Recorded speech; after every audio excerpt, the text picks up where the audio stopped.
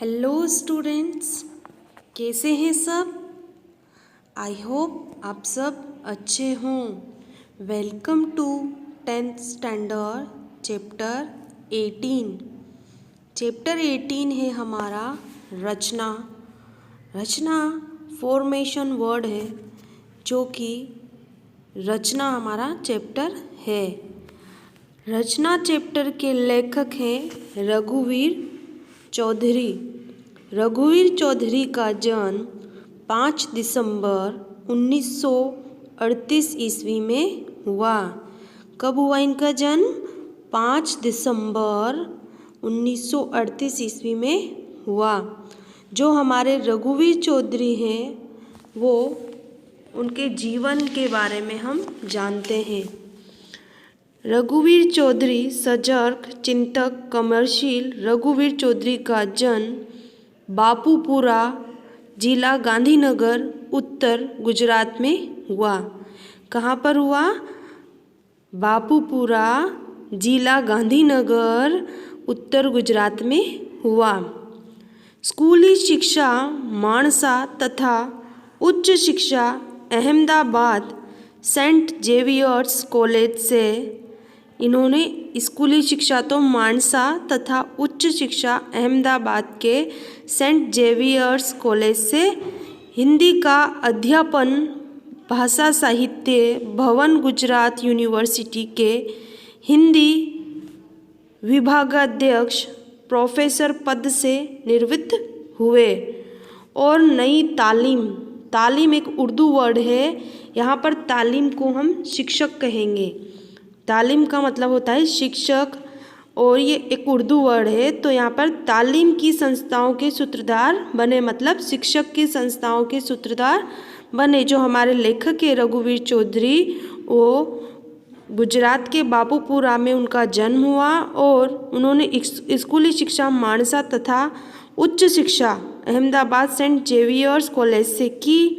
फिर उसके बाद उन्होंने जो अपनी भाषा साहित्य का भवन गुजरात यूनिवर्सिटी के हिंदी विभागाध्यक्ष प्रोफेसर पद से निवृत्त हुए। कौन? हमारे रघुवीर चौधरी जी। फिर उन्होंने नई शिक्षक संस्थाओं के वो सूत्रधार बने। रघुवीर भाई ने गुजराती भाषा में लगभग सभी विधाओं पर साधिकार लेखन किया है। सभी विधाओं पर साधिकार लेखन किया है। कथा साहित्य, नाटक, कविता, रेखाचित्र आदि में उल्लेखनीय योगदान दिया है। जो हमारे लेखक हैं, उन्होंने कोई एक ही उपन्यास ही नहीं लिखा, उन्होंने कथा साहित्य, नाटक, कविता, रेखाचित्र आदि उनके उल्लेखनीय योगदान रहे हैं।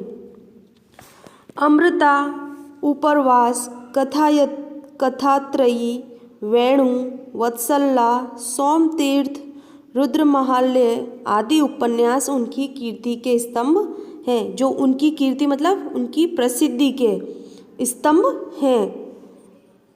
कौन कौन से हैं? अमृता, उपरवास, कथात्रयी, वेणु, वत्सला, सोमतीर्थ, रुद्रमहालय आदि। गोकुल, मथुरा, द्वारका, अमृता तथा उपरवास, कथात्रयी के हिंदी अनुवाद प्रकाशित हो चुके हैं। जो गोकुल, मथुरा, द्वारका और अमृता तथा उपरवास है, उनके हिंदी अनुवाद भी उनके प्रकाशित हो चुके थे। ग्रामीण जीवन के निकट संपर्क, शहरी अनुभवों की अभिव्यक्ति के साथ ही ऐतिहासिकता उनकी रचनाओं के प्रमुख आयाम हैं। उनकी रचनाओं के प्रमुख आयाम थे कि जो ग्रामीण जीवन के निकट संपर्क किस तरह से होना चाहिए, शहरी अनुभव की अभिव्यक्ति कि शहर में रहकर कैसा अनुभव होता है, उन सब की ऐतिहासिकता उनकी रचनाओं के प्रमुख आयाम हैं। मूल्य निष्ठा उनका रचनाओं के प्रमुख स्वर हैं। उनकी लंबी कविता बचाओ नामू इस दृष्टि से उल्लेखनीय है। मूल्य निष्ठा मतलब पूरी तरह से वो संपूर्ण तरीके से समझाते हैं, इसीलिए इसमें बताया गया है कि मूल्य निष्ठा उनकी रचनाओं का स्वर है। उनकी लंबी कविता बचाओ नामू इस दृष्टि से उल्लेखनीय है। रघुवीर भाई को उपरवास कथात्रयी के लिए साहित्य अकादमी पुरस्कार मिला। जो उपरवास कथात्रयी है उनके लिए अकादमी पुरस्कार मिला।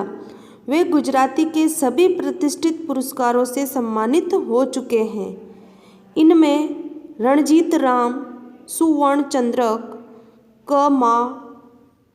मुंशी स्वर्ण चंद्रक, गोवर्धन राम त्रिपाठी पुरस्कार आदि मुख्य हैं।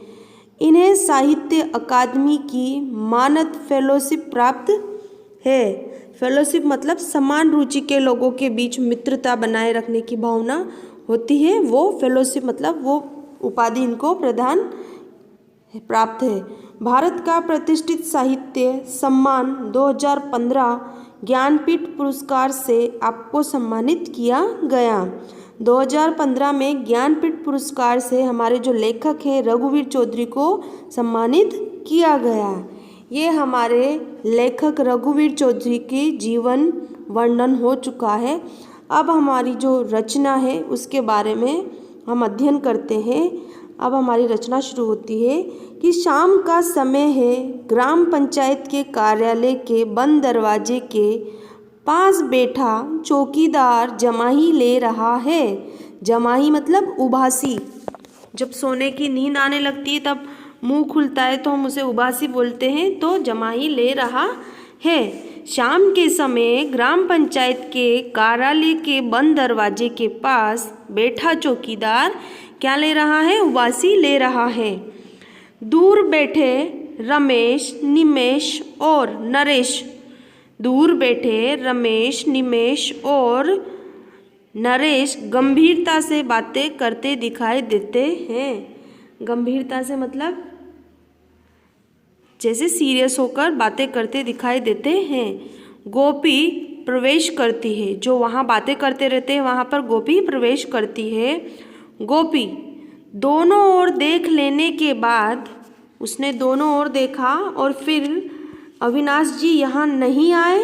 किससे पूछा उसने? जहाँ पर रमेश, निमेश और नरेश बैठे थे उनसे पूछा, अविनाश जी यहाँ नहीं आए? निमेश, अरे गोपी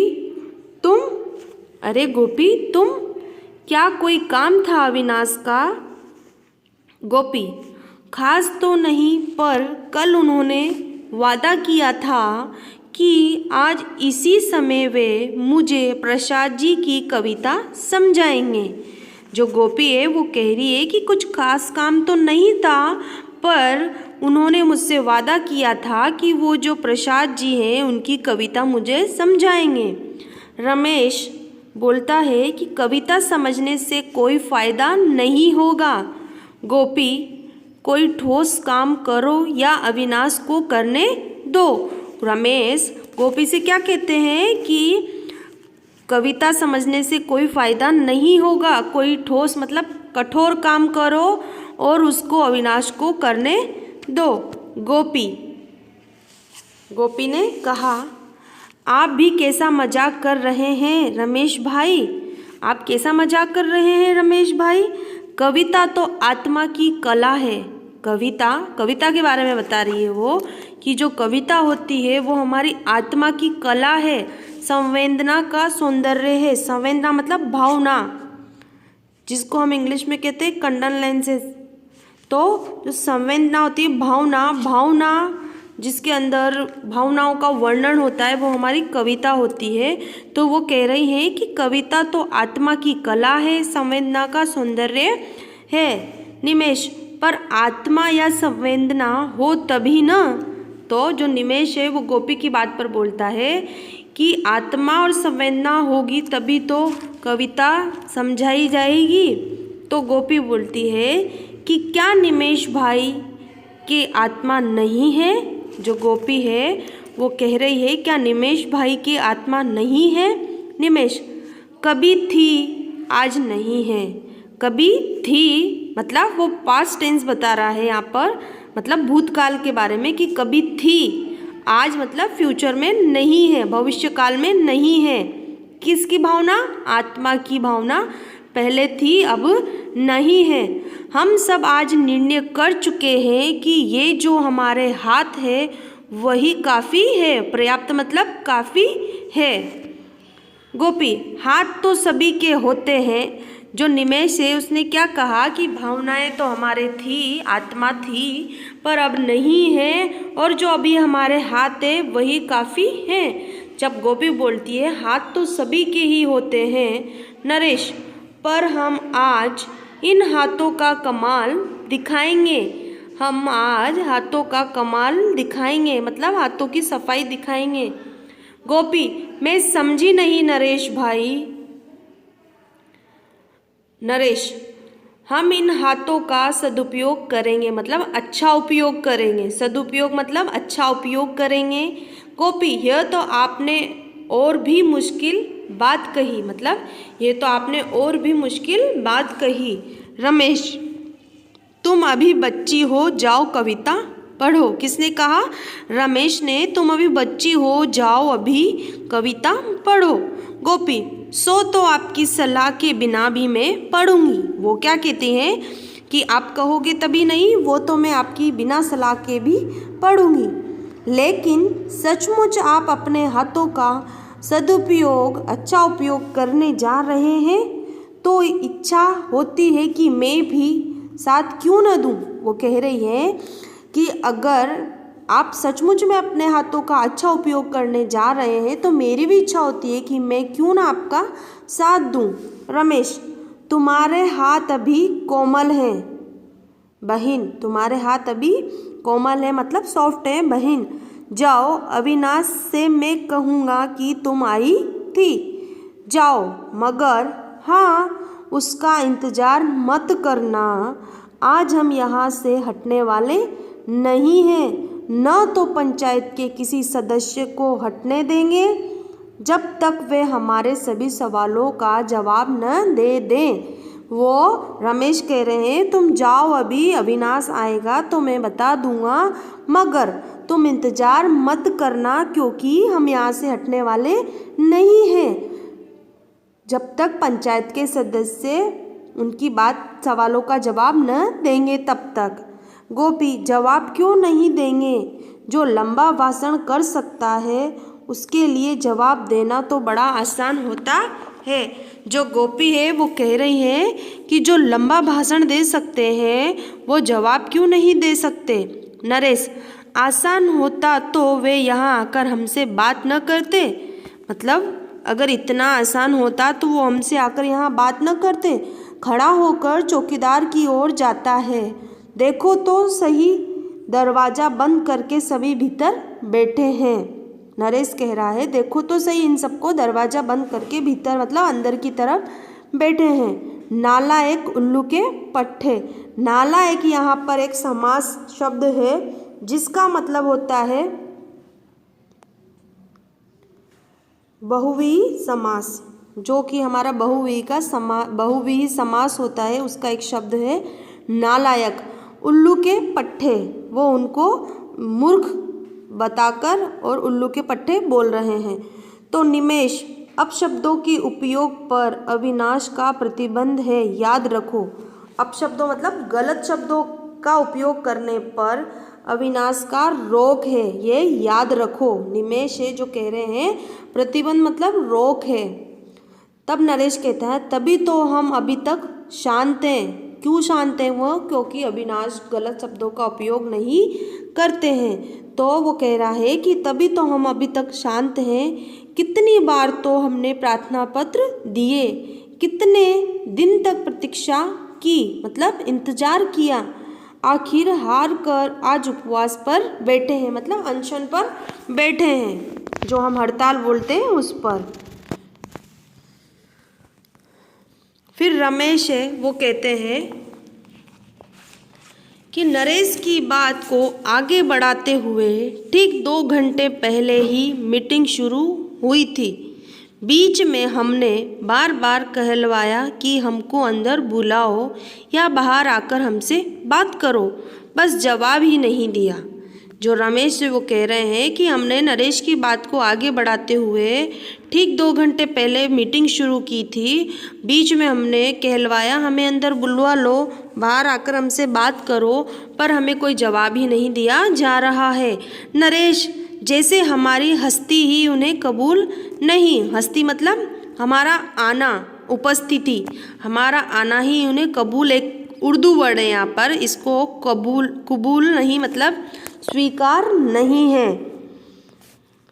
रमेश, ऐसा तो नहीं है, पर वे जानते हैं कि पिंजरापोल मतलब होता है गौशाला, ठीक है। पिंजरापोल के मवेशी मतलब पशु जानवर की तरह ये कुछ नहीं कर सकते, मतलब ऐसा तो नहीं है लेकिन गौशाला के जानवरों की तरह ये कुछ नहीं कर सकते। नरेश ऊंची आवाज़ में, हम कुछ नहीं कर सकते, हम कुछ नहीं कर सकते। यहाँ पर जो मवेशिया है इसका विलोम शब्द क्या होगा? प्राणी, ठीक है, क्योंकि मवेशियों का मतलब होता है जानवर, तो जानवर का प्राणी, ठीक है। तो किसी तरह कुछ नहीं कर सकते। फिर नरेश ऊंची आवाज़ में, हम कुछ नहीं कर सकते। निमेश, जवाब तलब कर सकते हैं, जवाब मांग सकते हैं, तलब मतलब मांगना, तो जवाब मांग सकते हैं। तलब भी यहाँ पर एक उर्दू वर्ड है। रमेश गोपी से, आखिर सदस्य साहबों ने कहलवाया कि तुम चाहो तो शिष्ट भाषा में आवेदन पत्र दे सकते हो। शिष्ट भाषा मतलब इसका मतलब होता है सुशील सरल भाषा, ये एक विशेषण शब्द है शिष्ट, ठीक है। तो जो गोपी है वो कह रही है कि आखिरी सदस्य साहबों ने कहलवाया कि तुम सरल भाषा में मतलब सही भाषा में एक आवेदन पत्र दे सकते हो। गोपी, बड़ी मेहरबानी की उन्होंने, पर क्या आप सरल भाषा का उपयोग कर सकेंगे? अविनाश, नरेश, अविनाश कर सकता है। हमने कहा कि जाओ भाई, एकांत में बैठकर संस्कृत प्रचुर भाषा में लिख आओ। प्रचुर मतलब बहुत सारे शब्दों से संस्कृत भाषा में लिख आओ। पर बड़ी देर की मतलब अविनाश से उन्होंने कहा, पर वो एकांत में लिखने गया पर अभी तक आया नहीं, उसने बड़ी देर की। रमेश, शिष्ट शब्द खोज रहा होगा मतलब सही शब्द खोज रहा होगा, ढूंढ रहा होगा मतलब। गोपी, आप उनकी मदद करते तो अच्छा होता। नरेश, बस हमने मैटर दे दिया मतलब हमने उनको मैटर दे दिया, कोई भी वो दे दिया, मैटर मतलब एक उपाय दे दिया है। गोपी, मैं जान सकती हूँ। नरेश, क्यों नहीं, सारा गांव जानता है। इन सदस्यों महोदयों ने